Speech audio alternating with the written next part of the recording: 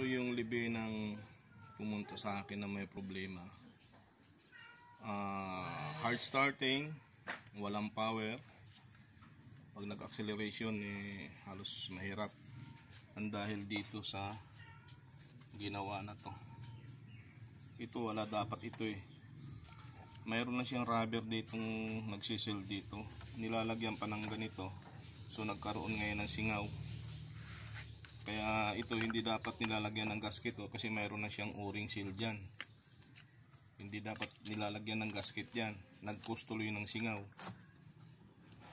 So kaya may problema sa intake to manifold. Ngayon naalisin ko to at ibabalik sa original na gasket lang. Ito hindi dapat to. Ba't nilagyan pa ng ganito? So ayun, yung problema nito. Kaya tuloy yung ECU nito, walang makitang problema, pero nandito galing lahat ng problema. Nagkaroon ng singaw to, yung intake na to. Ito yung original niya, o-ring lang. Pwede namang ito lang ang dikitan para sigurado, pero yung maglagay pa ng panibagong gasket, mali.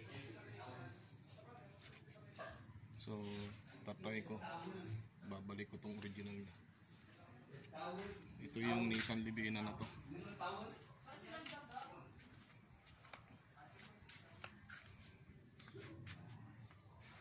Nilinis ko na mabuti ito.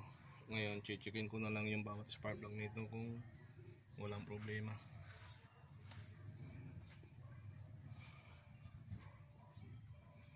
Hindi ko na tinanggal yung sa ATV harness nito kasi pag wala kang backup nito, problema. Pag tinanggal mo baterya at tinanggal mo dyan, magkakaroon ng problema yung idler niyan. So gumawa pa rin ako ng backup. Mayroon akong order sa Lazada, hindi pa dumating, para lang hindi mawawala yung memory dito. Itong backup na to para memory saver tong ginawa ko na to.